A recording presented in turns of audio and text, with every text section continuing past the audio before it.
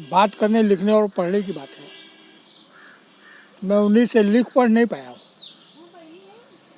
आंखें बैठ गई थी यहीं जौनपुर के कवि सम्मेलन में, संभवतः नवंबर का महीना था।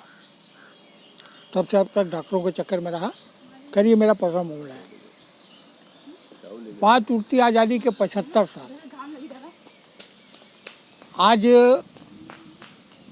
कहने वाले सत्ताधारी पक्ष विपक्ष के लोग कहते हैं कि आज के 75 साल पहले क्या था और आज जो हम कर रहे हैं वो क्या है। तो मैं सत्ता पक्ष और विपक्ष से एक ही बात पूछना चाहता हूँ कि बंधु, उस समय भारत को आज़ादी मिली थी,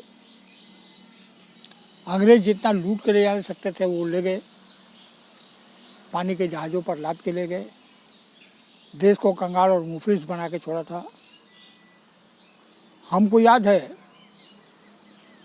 वो 67 होगा, वो शायद संभवतः 1967, 3 साल से लगातार अकाल पड़ा था। देश के सर्वोच्च पद पर यानी प्रधानमंत्री के पद पर श्रीमती इंदिरा गांधी थी। आपने अपने व्यवहार से, अपने संचालन से अमेरिका जैसे देश से गेहूं की दलिया और पाउडर दूध मंगा करके भारत के गरीबों का पेट भरने का काम किया था। जहाँ तक मुझे याद है उस समय मैं संभवतः 7वां या 8वां का स्टूडेंट रहा हूँगा। मेरे पापा सीसीएल में नौकरी करते थे। गेहूं का आटा नहीं मिल पाता था, बाजरे का आटा खरीद करके लाया जाता था तो उनको रोटी बना के खिलाई जाती थी। वो पानी को ड्यूटी करते, वो खा के वो ड्यूटी करते थे। तो आज जब हम जो है कहते हैं कि नहीं हम एक संपन्न भारत है और हम आज़ादी के 75वें वर्षगांठ की ओर बढ़ रहे हैं, तो मैं ये पूछना चाहता हूँ सरकार से और आप तमाम साहित्यकारों से भी कि जब हम आज़ादी के 75वें सालगिरह की ओर बढ़ रहे हैं, 75 साल पूरा करने जा रहे हैं, हम अपने आप को विश्वगुरु बनाने की बात करते हैं, तो हमारा आर्थिक पक्ष इतना कमज़ोर का है। आज रुपया लगभग 84 रुपये का $1 मिल रहा है। जिस समय हिंदुस्तान में आज़ादी आई और मुझे याद आता है 31 अक्टूबर 84 को इंदिरा गांधी का निधन हुआ था। उस समय लगभग 13 रुपये डॉलर की कीमत थी। तो सपना आज़ादी का बताइए कि वो बढ़िया था या 84 रुपये डॉलर की कीमत है वो बढ़िया है। क्या बात? सोना, अभी किसान आंदोलन हुआ, एक किसान की बात मुझे याद आई। उस किसान ने कहा था कि मैं एक बोरा सोना, जब मैं एक बोरा गेहूँ बेचता था, 1 तोला सोना खरीदने की मेरी औकात होती थी। 1 बोरा गेहूँ बेच के, पंजाबी में लोग उस सोना को, गेहूँ को कनक कहते हैं और साहित्य की भाषा में या संस्कृत भाषा में सोने को भी कनक ही कहते हैं। तो उसने कहा कि मैं 1 बोरी कनक बेचता था तो 1 तोला कनक ले आता था। आज कहाँ है?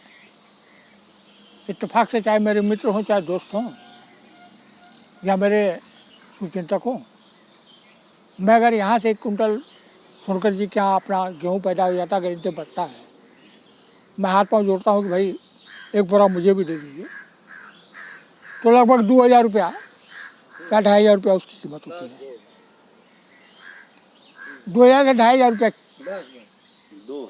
हाँ, तो ये होती है भाई। ये तो मेरे कहने का मतलब कि आज अगर 1 बोरा सोना, 1 बोरा कनक यानी गेहूँ अगर सोनकर जी बेच दें तो क्या 1 तोला सोना खरीदने की इनकी औकात है?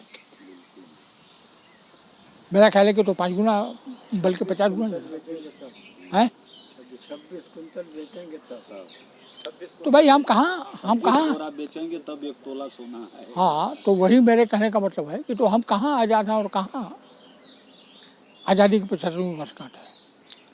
एक बात। दूसरी बात कि जिस समय देश आज़ाद हुआ था अंग्रेज़ों की नौकरी को छोड़ करके, जब अंग्रेज़ों की नौकरी छोड़ करके नौजवान जो है बेरोजगार थे, तो 1,25,00,000 थे बेरोजगार जो तत्काल हुए थे, जिनको कि फिर सरकार ने जो है नौकरी दी। बाद में आज़ादी के बाद लोगों को नौकरी मिली, कोई कानून को हुआ, कोई जो है चपरासी हुआ, सरकारी विभाग में हुआ, कोई प्राइवेट विभाग में हुआ। और आज हम समझते हैं कि लगभग 60 करोड़ बेरोजगार युवा बेरोजगार हैं। मैं 65 साल का हो गया हूँ। 2 जुलाई को हमने 65वां साल पार किया, 66वां में कदम रखा हूँ। 60 साल नौकरी करने के बाद मैं रिटायर हो गया हूँ। लेकिन बीमार होने के पहले मैं लगातार अगस्त से बीमार चल रहा हूँ। बीच में 16 फरवरी को ठोकर खा के गिरा बहुत बुरी तरह, तब से मेरे डंडा मेरे हाथ में आ गया। तो इसके पहले मैं भी तंदुरुस्त था। एक घटना मैं बताऊँ, हमारा अखिल भारतीय कवि सभा ऑल ओवर इंडिया का ब्रांच है। इसके बहुत से शाखाएँ हैं। एक शाखा बनारस में भी है, और अगर नज़दीक भविष्य में हो सकता है मैं जौनपुर में एक शाखा बनाऊँ, अगर स्वस्थ रहा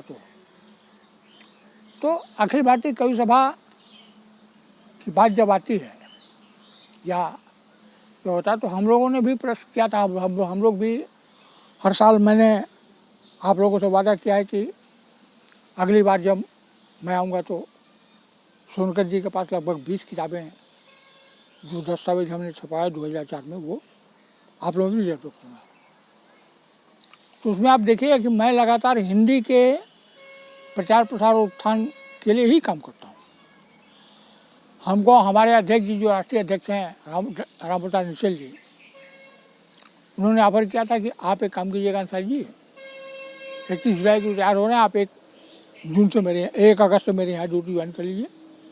25,000 रुपया कैश दूंगा, 1 टाइम का भोजन दूंगा, आपको राजभाषा हिंदी का प्रचार प्रसार ही करना है, गाड़ी मैं दूंगा, ड्राइवर रहेगा। लेकिन मेरे मन में, दरअसल छोटा आदमी छोटी बात, मेरे मन में एक विचार आ गया कि आज मैं जाता हूँ तो अध्यक्ष जी कहते हैं कि नहीं अंसारी जी बैठिए, क्योंकि मैं प्रधान संयोजक हूँ। तो लेकिन अगर इनके यहाँ नौकरी कर लूँगा तो कल हमको इनके यहाँ झुकना पड़ेगा। हालांकि दूसरा बार उन्होंने ये बात कह दी कि आप ये आपके मन में ये विचार घर कर गया है, लेकिन नहीं किया। तो आज हम भी बेरोजगार हैं। आज हम भी बेरोजगार हैं। हम कहीं चपरासीगिरी कर सकते हैं। अगर हमको नौकरी मिले तो हम रात पे तो पहरा कर ही सकते हैं, लगा लेंगे कान में माइक और सुनते रहेंगे इनका राजदेव भाई का गजल गीत, कविता, जागते रहेंगे। तो बेरोजगारी आज चरम पर है। अब आइए मुंशी जी प्रेमचंद जी का ये, तो मुंशी प्रेमचंद जी का जो काल था, वो उस काल को हम लोग साहित्य काल नहीं कर सकते। वो चारण काल था। वो चारण काल था। चारण होते थे जो राजवंशों के बड़े लोगों के चाटुकार और उनके लिए लिखते थे।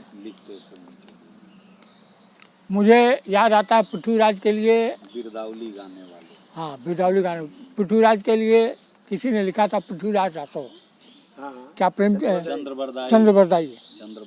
तो उसमें भी उनका बयान था। तो वो काल था। लेकिन उस काल से अलग उन्होंने अपनी बातें समाज को दी और समाज के अंदर बैठ करके तमाम चीज़ों का अध्ययन करके उस पर लिखा। क्या ज़रूरत है एक उच्च साहित्यकार को ये देखने का कि पूस की रात में ठंडा कैसा लगता है, और ठंडी पूस की रात में अगर ठंडी लगती है तो पुआल जलाते हैं तो उससे क्या होता है। क्या ज़रूरत है 2 बैलों की जोड़ी लिखने का हो रही क्या उसका क्या औचित्य है। लेकिन आपने देखा, हमको याद आता है, मैं छोटी उम्र में बीमार पड़ा था, पापा गुस्सा होकर के चले गए थे। पापा गुस्सा होकर चले गए थे, उनका जमींदारी बिकी थी, और लोगों को याद नहीं है, मुझे आज भी याद है। मैं 12-13 साल 14 साल का हूँगा। जमींदारी बिकी थी, मुझे लोगों ने गांव के लोगों ने कहा कि आप अपील कर दो, आपके एक भाई ने बेचा है, आप 2 भाई मिलकर अपील कर दो। उन्होंने कहा नहीं, हमारी माँ ने बेच दिया, मैं नहीं अपील करूँगा। माँ ने बेच दिया, मैं अपील नहीं करूँगा। है अभी जमींदारी खून है। अगर हम कह देंगे कि नहीं जो है वकील साहब आपको 2000 देंगे तो 2000 वकील साहब को देना है, भले हमको 10% पे लेके जाना पड़ेगा। मुझ में मेरी पीढ़ी तक है, बच्चे भाग जाते हैं, बच्चे भाग जाएंगे, लेकिन हम नहीं भागते। लोगों का कहना है कि नहीं, हमारी शक्ल भी अपने दादाजी पर गई है। मेरे पापा जितने लंबे चौड़े थे, मैं उतना लंबा चौड़ा नहीं हूँ। मेरे भैया थे, मैं नहीं हूँ। तो लोगों का कहना है कि कटकाठी से विचार से मैं दादाजी पर गया। तो ये वो माहौल था जिसे कि मुंशी प्रेमचंद जी ने चारण नीति से हट करके, सारी चीज़ों का अध्ययन करके, सारे दुर्दर्द को झेल करके, एक साहित्यकार के मन में बैठ करके तो अपनी रचना लिखे थे। मेरी एक रचना है, कहानी है बेवफा। बेवफा छपी है कि नहीं छपी है ये मैं नहीं कह सकता, लेकिन है। उसमें एक किरदार ने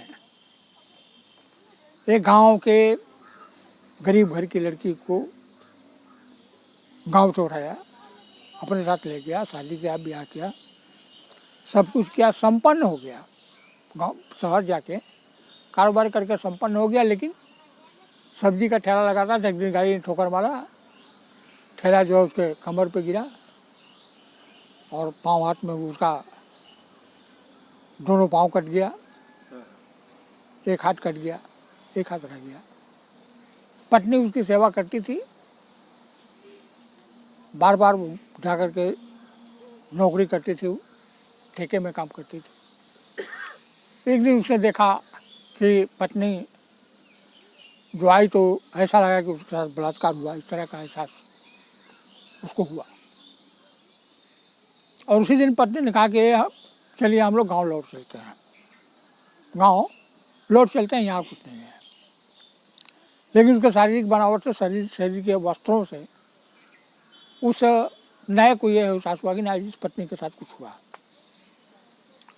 तो उसने कहा कि ठीक है चलेंगे, तुम शनिवार तक काम कर दो, तब तक तुमको कुछ पैसा मिल जाएगा, एक झोपड़ा बेच देंगे, हो जाए कुछ, चलेंगे। पत्नी उसको नहला के खिला के चली जाती है काम पे।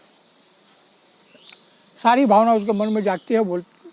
सोचता है कि मैं वो आदमी जो 50 आदमी के बीच में एक लाठी लेकर उतर करके 50 आदमी को संभाल लेता था, आज मैं सिर्फ एक अंग लेकर के, 4 अंगों में सिर्फ एक अंग लेकर के चला जाऊंगा तो लोग हम पर तो हंसेंगे ही, मैं जिंदगी भर इस पर बोझ बना रहूँगा। बड़ा मन से उसको विदा करता है और तो कुछ कर सकता नहीं है, चल भी नहीं सकता है। बड़ी मुश्किल से अपने खटिया के ऊपर से धड़ाम से नीचे गिरता है और घिसटते घिसटते चले आता है वहाँ जहाँ उसकी पत्नी चाकू रखे रहती है सब्जी काटने के लिए। वो एक ही सब कहता है कि मुझे माफ़ कर देना, मैं तुम्हें लेके अपने गांव नहीं जा पाऊँगा। और उसी चाकू को अपने हाथ से अपने पेट में मार लेता है और उसकी लीला समाप्ति होती है। शाम को उसकी पत्नी आती है अपने काम से लौट करके, तमाम बातें होती है। जब झोपड़ा खुलती देखती है कि मरा हुआ है, रोटी चिल्लाती है और उसी पड़ोसी आते हैं, पुलिस आती है, उसको जीप में लाद करके थाने की ओर ले जाती है। उसी समय जो उपस्थित भीड़ रहती है उसमें से एक आवाज़ आती है कि देखो बेवफा ने अपने अपाहिज पति को मार डाला। बेवफा ने अपने अपाहिज पति को ही मार डाला। क्या बात, क्या बात, ये मेरी कहानी। क्या बात है, क्या बात है। तो आज के परिप्रेक्ष्य में जो लेखक हैं वो भी, और जो आलोचक है वो भी, जो डिबेट कराने वाले वो भी, और जो स्तुति गान करने वाले वो भी, सब लोग सत्ता पक्ष की बात करते हैं। तो जैसा कि पंडित जी ने कहा कि आज के परिप्रेक्ष्य में भी साहित्यकारों का दायित्व बनता है कि वो एक स्वस्थ साहित्य देश को दें, चाटुकारिता से बचें और राजनीति से दूर रहें। मैं बहुत बड़ा वक्ता नहीं हूँ, मैं तो लेखक हूँ भाई, और उस ऊपर से भी संपादक। लेखक होना ठीक है, लेकिन संपादक होना उससे बुरी बात है। बुरी बात नहीं है, खतरनाक है। खतरनाक है, क्योंकि आप जो कुछ भी लिख के देंगे, मैं संपादन करने बैठूंगा तो उसमें से कोई न कोई नहीं होगा तो हर्षई का दीर्घई का ही काट दूंगा, तो आपको तो लगेगा कि साला बड़का संपादक बनता है क्या बाबा। तो आज के ज़माने में मुंशी प्रेमचंद जी का साहित्य जो है आज के परिप्रेक्ष्य में बहुत ज़रूरी है, और सबसे ज़्यादा ज़रूरी है कि हम साहित्यकारों का दायित्व बनता है कि हम लोग समाज को अच्छी दिशा निर्देश दें और समाज को एक बार फिर से सही रास्ते पर ले जाने की कोशिश करें। मैं इन्हीं बातों के साथ अपनी बात को समाप्त करता हूँ। धन्यवाद।